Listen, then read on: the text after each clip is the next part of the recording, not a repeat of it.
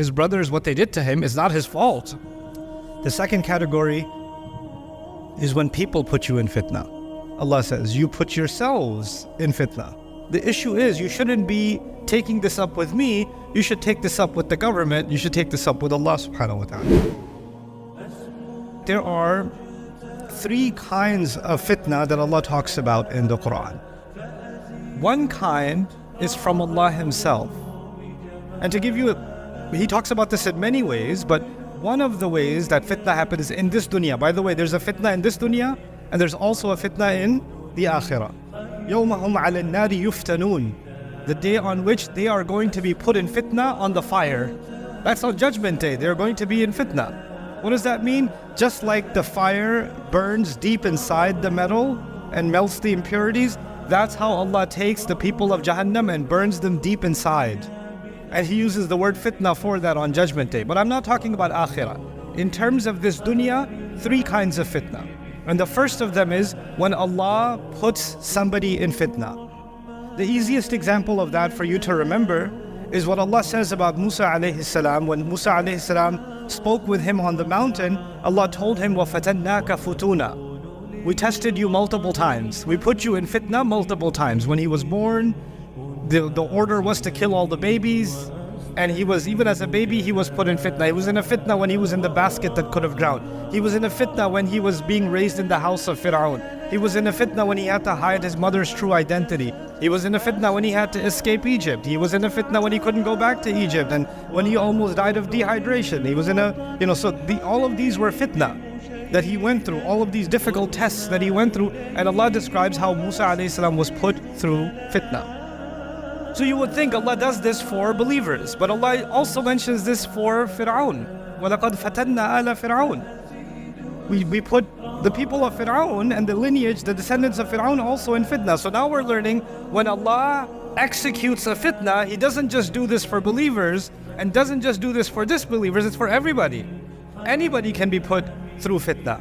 And that is why we find in the Quran, فِتْنَتُكْ تُصِيبُهَا مَنْ تَشَاءُ تُصِيبُ بِهَا مَنْ تَشَاءُ إِنْ هِيَ إِلَّا فِتْنَتُكْ تُصِيبُ بِهَا مَنْ تَشَاءُ. Musa alayhi salam even told Allah at one point, this is your fitna, you can strike with your fitna whoever you want.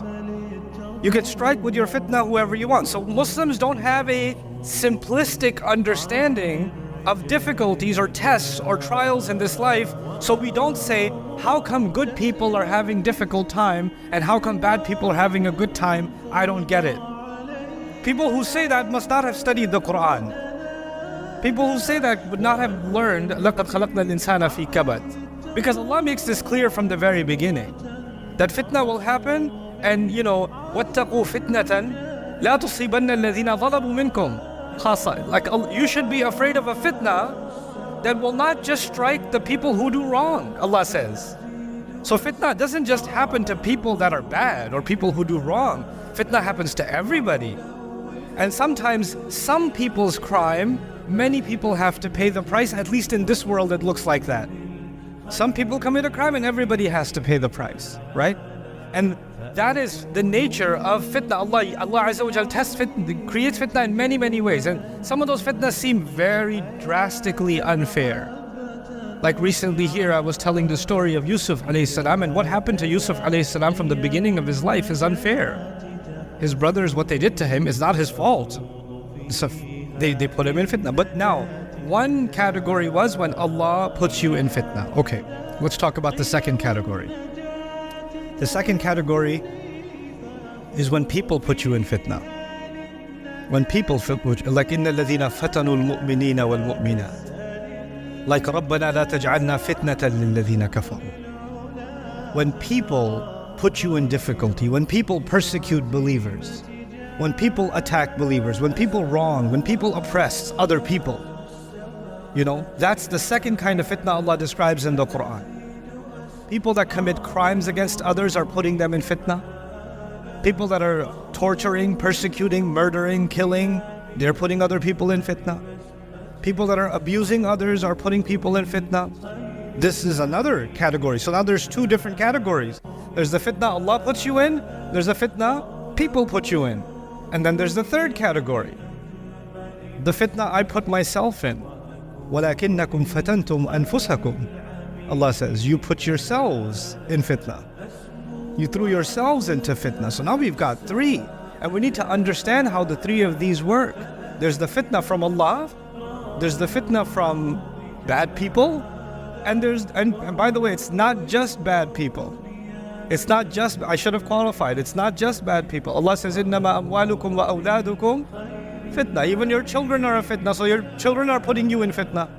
So it's not just kuffar that are putting you in fitna, the enemies of Allah that are putting you in fitna, the baby that you love, the children that you love, the daughter that you're excited to get married, get her married off, and her wedding's happening in a couple of weeks, and Allah is calling that a fitna too. Right? So fitna comes from Allah, fitna comes from people, and then fitna comes from within myself. Now what Allah describes in the Quran then is how people get, when they have weak faith, what happens to them? Whenever people put them in fitna, جَعَلَ فِتْنَةَ النَّاسِ كَعَذَابِ اللَّهِ. This person takes the fitna that people put him in. People are doing something wrong to you. People are doing something messed up. And then you convert that in your head. Why is Allah letting this happen? This must be Allah punishing me. Why is Allah punishing me? I didn't do anything. So you confuse the fitna of people with the adhab of Allah. And my objective in the next half of this khutbah is to try to properly understand what is it that Allah wants us to know about this term and how we should live our lives thinking about the trials and difficulties that we go through. Of course, everyone here knows nothing happens except by the will of Allah. So I'm going to give you a silly example. I will be a silly example. Like somebody picks up a rock outside when you leave Jumu'ah, they throw it on your head. It hits your head really hard, you turn back, you're angry at them, they say, no, this is a fitna from Allah. Allah is testing you. It's not me. That's a fitna from Allah, because nothing happens except by the will of Allah. مَا أَصَابَ مِن مُصِيبَةٍ إِلَّا بِإِذْنِ اللَّهِ. No calamity strikes, no difficulty can hit anybody except if Allah wanted it to happen. So bro, I know I picked up the rock and I hurled it at you and I'm impressed with my own aim. It's a pretty good hit. But the issue is you shouldn't be taking this up with me. You should take this up with the government. You should take this up with Allah subhanahu wa ta'ala. Look, it's a matter of intelligence. Give another example to help you understand this problem. Insects, they have very small brains. Yeah? If you're messing around with an insect and you kind of take a straw and you kind of mess around with it a little bit, it starts fighting with the straw. It starts attacking the straw. Because to the insect, the source of the problem is the straw. So it attacks it. But if you take something with a little bit of a bigger brain, like a dog or a snake, and you take a stick and you mess with the snake, it's not going to attack the stick.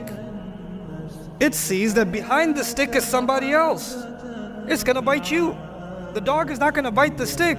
The dog is going to bite you because it has a bigger brain. It can see, okay, the fitna is the stick, but the real fatin, the real one putting me in that situation is the one holding the stick. And we have bigger brains than dogs and snakes. So the guy's arguing, I threw a rock at you, you see me, but I'm just the stick. Behind me is the power of Allah. Allah did this, not me, so blame Allah. That's His. So this idea, and therefore, because everything happens by the will of Allah, we should blame Allah for everything bad that happens. Now to understand this problem, and first I wanted to make sure you understand the problem. Now, how do we understand the solution? What Allah has done is separated those two things. Allah allowing something to happen is not the same as Allah desiring something to happen. Allah allows many things to happen in this world that make Allah angry. Allah in fact gets angry in the Quran.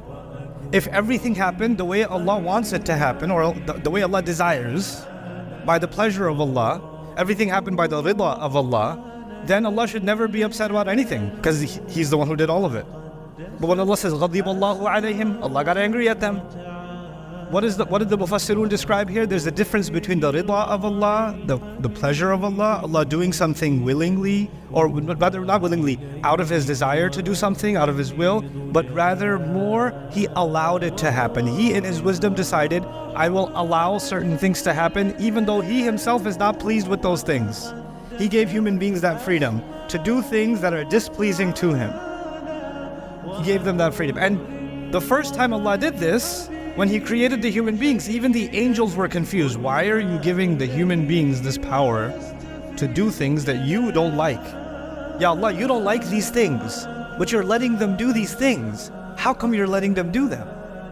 أَتَجْعَلُ فِيهَا مَنْ يُفْسِدُ فِيهَا وَيَسْفِكُ الدِّمَاء. They couldn't understand it. And Allah Azza wa Jalla said these human beings are created for a much more complex and powerful purpose that even the angels were not yet ready to understand. إِنِّي أَعْلَمُ مَا لَا تَعْلَمُونَ. I know something you don't know. That's what He told the angels. Now, Allah has given me the freedom to displease Him. Forget talking about anybody else. I'm not here to talk about Fir'aun or Shaitan, I'm here to talk about myself. And every one of us should be thinking about themselves. Allah has given me the ability to disobey Him. Allah has given me the freedom to upset Him, the freedom to make Him angry, the freedom to backbite, the freedom to slander, the freedom to eat haram, the freedom to attack someone else, to hurt someone else, to steal. He's given me that freedom. He's given me the reign to do it. So before I complain about how come this one got away with it and that one got away with it, how come the zalim gets away with it, before we say that, I have to ask myself, what do I get away with? What do I get away with? Somebody came to me not too long ago because of what's happening in the world, and we all know what's happening in Gaza. May Allah Azza wa Jalla help the believers in Gaza and grant the shuhada Jannah and grant their families sabr and give us an ounce of that kind of tawakkul and iman that those people have demonstrated and give them nusra. But somebody came and asked, how come Allah is letting that happen? How come Allah doesn't just stop it? Because it's a fitna from Allah. It's a fitna from, how come Allah doesn't just stop it? So the question then becomes, let's think about this reasonably. If you want Allah to stop it, if you want Allah to intervene, should Allah not intervene every time you and I disobey Allah? Where do you draw the line? No, if they're killing people, then Allah should stop. But if they're stealing, that's not so bad. It's okay, Allah doesn't have to intervene yet.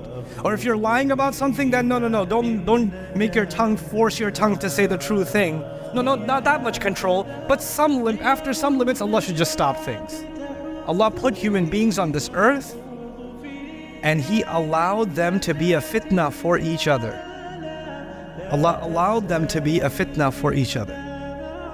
And when we take the fitna that we put each other in, human beings put each other in fitna, and then we say, no, this is Allah's fault. Allah's the one who did this, not the people. That is what's called when you put yourself in fitna. The third one. It is from Allah only in that Allah allowed you to be tested. Allah created a situation and allowed you to be tested to see how I'm going to do, how you're going to do. That's it.